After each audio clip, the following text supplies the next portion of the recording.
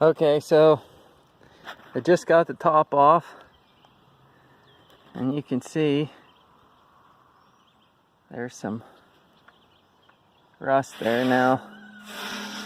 That's basically surface rust, but you can see the water overflows, comes down, and sits on top there. The insulation holds it in, but well, that's what the top looks like.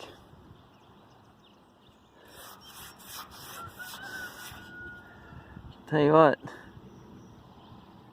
these welds are absolutely phenomenal.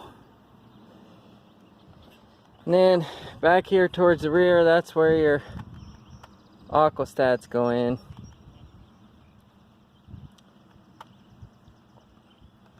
Anyway, well, that's the back. I haven't got to that yet. That's next. Okay, more later. Okay, so I just took the front off. Now there's the two pieces. Well, I'll just show you here. So take these pieces. This one goes in there like that. Okay. Okay. Take that off. Put that in your pile. So they got insulation board about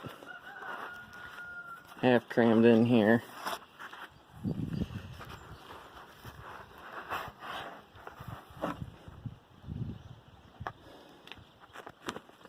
Throw that in the pile. See, that stuff gets to sticking, but with the metal on the front of that metal facing, it acts as a radiant barrier. So for the most part, that looks pretty decent. Probably gonna have to take that off. You can see this side too. You remember what I was telling you about this hole where this flange comes down like this?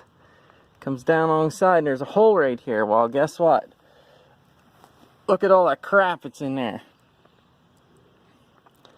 So this is the flange gasketing that they put between this flange. It's just like a fiberglass gasketing, like 1/4 inch stuff. Nothing special, just high temp, whatever. Alright, well, I'm going to finish taking this off and then move to the back, get that done so I can try and get this unbolted yet today, hopefully, and get it up to the garage, way up there, so we can get it fixed. See this? Well, I'll try and show you once I have the water jacket off, about the refractory bricks and stuff inside there, and what it looks like after 8 years of use. Because I mean, we use this thing from, oh, let's say October, November, December, January, February, March, April, usually into the late April. So October, November, December, January, February, March, April. So there's we use it like 7 months out of the year, so it gets used hard. Now, I will tell you that I'm bordering on the line of burning this all year round.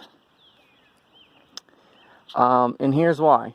I have a friend who has a different company furnace, which I will not mention, because I had one similar to it, which I had a Freedom furnace, which was absolutely horrible. But he burns his all year round, and he doesn't seem to be having some of the problems I'm having. Okay, one thing I do want to say while I'm thinking about it here. So you can see I took the reburner door off, and it's laying right here. You can see this thing's pretty heavy duty. I'm going to put new gaskets in, but That's the reburner door, reburn chamber, whatever you want to call it. This is your main door. Got a big healthy door handle, latch, and flanges. These guys know how to build doors. This stinking door on this thing is ridiculous. Reminds me of something that was on a tank. I mean, that thing will last forever. You can see they put a, I don't know if you can see that, but it's a 1/2 inch bolt. And that's all 1/4 inch steel. Pretty good. Alright, or later.